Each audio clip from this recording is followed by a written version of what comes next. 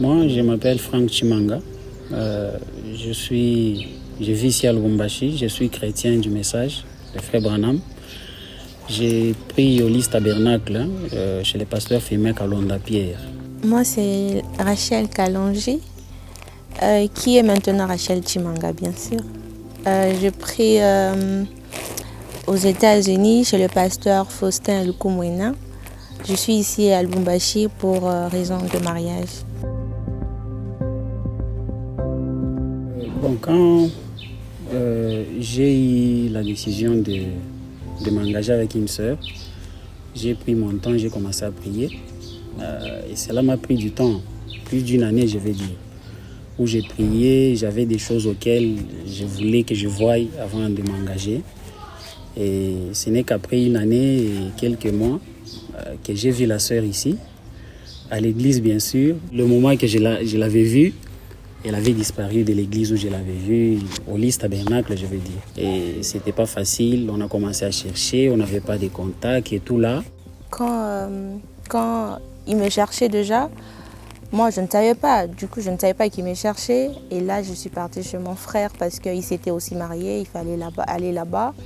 J'ai commencé à fréquenter la même église que mon frère. Et un jour, comme Dieu ne dort pas, voyons, on s'est croisés, il a posé le problème. Vous voyez que les filles, même si tu vois que tu peux tomber, tu ne donnes pas du coup ta réponse disant voilà, ok. Ça a pris du temps, je lui ai dit donne-moi du temps. J'ai prié aussi de mon côté parce que je me disais là, il faut aussi que je m'engage un peu sérieusement. Quand on s'est croisé avec lui, bon, de toutes les façons, comme on nous apprend aussi dans le message, on ne peut pas vivre en cachette au fait. Il m'a dit qu'il est allé voir mon pasteur. C'est mon pasteur qui a appelé mon frère. Et mon frère, comme il ne pouvait pas venir d'abord me dire, mon frère est allé voir maintenant mon pasteur. Parce que c'est son pasteur qui devrait appeler le mien. Vous voyez comme ça se passe. Alors, comme j'avais déjà vu mon pasteur avant de rencontrer la sœur, je lui avais parlé de la situation, il était au courant. J'étais rentré chez mon pasteur, je lui ai vu. Il a aussi à son tour appelé le pasteur Raphaël. C'est là qu'on avait ordonné, donc on avait permis à ce que nous puissions commencer la fréquentation. Dans leur relation, il y a eu quelque chose de particulier qui n'arrive pas bien sûr à tous les couples. C'est qu'il y avait une contrainte qui devait faire à ce que la sœur puisse se déplacer. Elle devait partir pour un long moment. Donc je crois qu'elle avait plus de 2 ans et quelques mois. Il s'est fait que je devrais partir. Je suis partie. On est resté en contact au téléphone. Mais quelques mois avant, il venait à la maison. On était dans la fréquentation en fait. À part juste la famille qui était au courant que voilà, Rachel fréquente le frère Franck, mais quelque chose de concret, non, jusque-là. Dans notre monde, quand la sœur n'est pas sur place, on a d'abord la première impression, est-ce que cette histoire-là va aboutir? Ça va marcher. Ça va marcher. Est-ce que le monsieur va tenir? Et tout là. Donc, c'était pas facile. On a eu les découragements des uns, les autres nous ont dit non, faut penser à autre chose. Faut penser à autre chose. Je souligne aussi d'ailleurs de mon côté que j'ai une amie à moi, elle s'appelle Régine. Donc à la faculté, il y avait quelques personnes qui savaient que je n'étais pas sur place, mais qui connaissaient aussi quand même mon prétendant en fait. Alors ils allaient voir mon amie Régine pour lui dire voyons, pourquoi Rachel, elle est toujours avec ces garçons? Est-ce qu'elle vraiment ça va tenir? Pourquoi tu ne conseilles pas à ton ami de lâcher prise? En tout cas, vous voyez, ce genre de choses qui viennent de personnes trop proches de toi, ça fait mal au fait. Donc, on n'était pas, il n'y avait pas vraiment beaucoup de gens qui nous encourageaient. Beaucoup n'ont pas cru en nous, donc c'est un peu ça. Ça n'a pas toujours été facile de vivre une relation à distance comme eux. C'est vrai, quand elle a voyagé, beaucoup de gens me suivaient. Des gens qui me connaissaient et qui connaissaient aussi leur histoire, ils venaient, ils me demandaient ils tiennent toujours le coup. Parce que avant qu'elle parte, elle nous avait dit non, moi et Franck, nous n'allons pas nous séparer, nous allons tenir jusqu'au bout.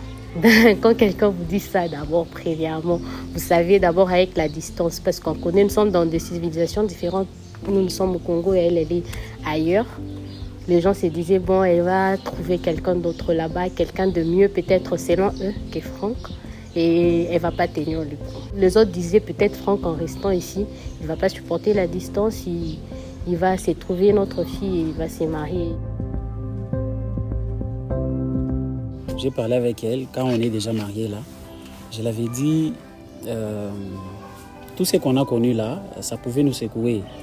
Mais j'étais ferme, c'est-à-dire je savais sur quoi je me tenais.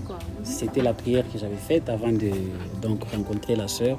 J'étais certain parce que j'avais pris mon temps, j'attendais vraiment la chose là que j'attendais de Dieu.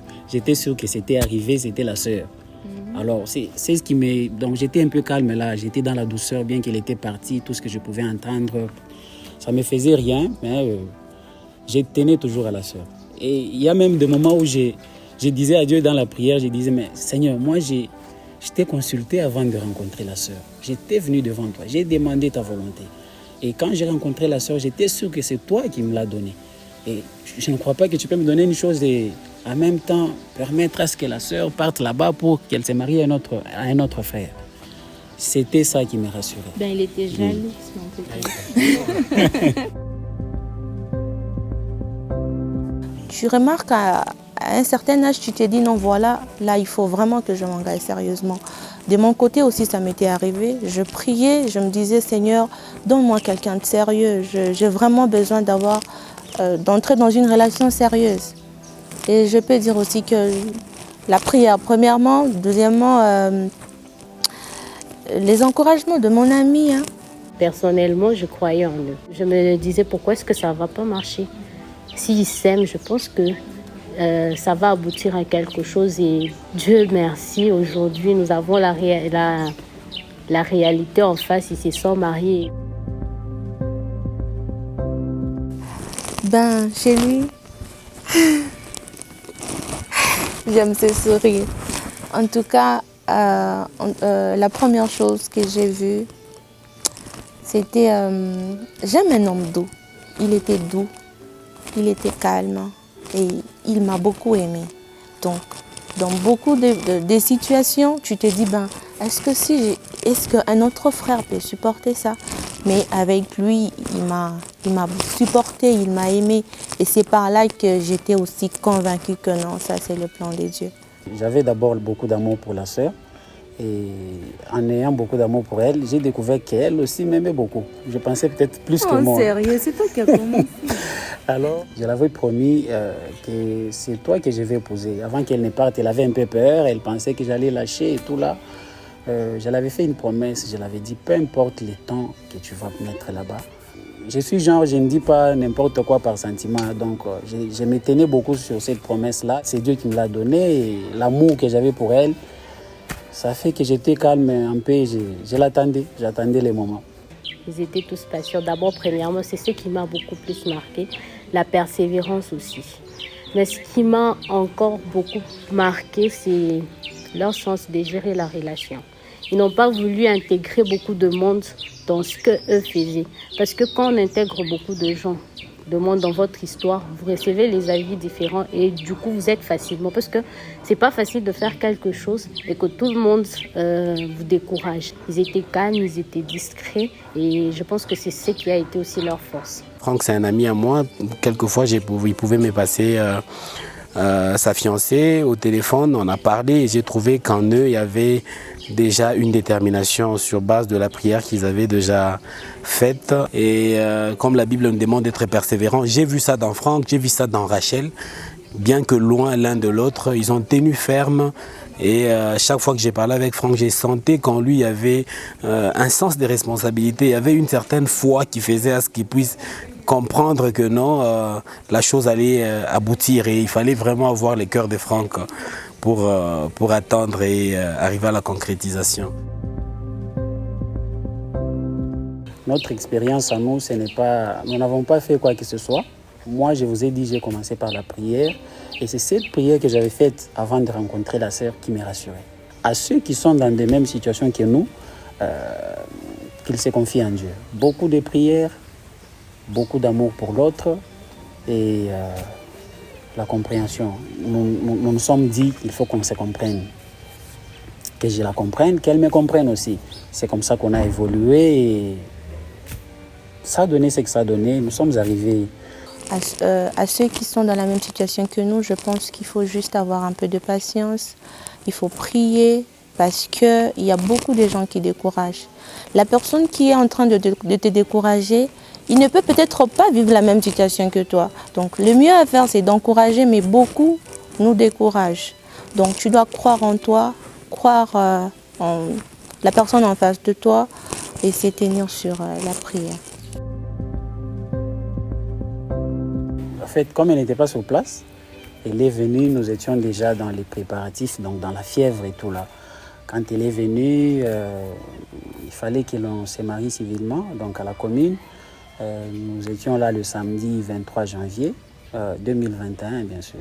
Il fallait attendre les dimanches pour que l'on bénisse le mariage. On l'a béni au Peaceful chez le pasteur Raphaël. Et après la bénédiction, on a eu le temps, donc les festins. À la soirée, c'était bien passé, une bonne ambiance et tous les gens qui étaient là nous ont félicités. Ouais, nous avons eu beaucoup de félicitations par rapport à l'organisation. Ouais. Et nous bénissons le Seigneur, hein. Nous ne pouvons pas rester indifférents par rapport à ça. Comme on priait, on s'attendait au Seigneur et les petites préparations qu'on faisait de notre manière, ça a donné ce que ça a donné. Bumuji muluma mulelela wajibaka Yesu vumundaya ngai kubaka jila mwaba ngeni vwe kukwangata mujiba jini wikale nani mujisanka jakashiji kusanka nani jendelele Yesu Kristo mukajani munanga wajibaka muji mutekela moyo yamikuwa na mikala tu es la chair de ma chair.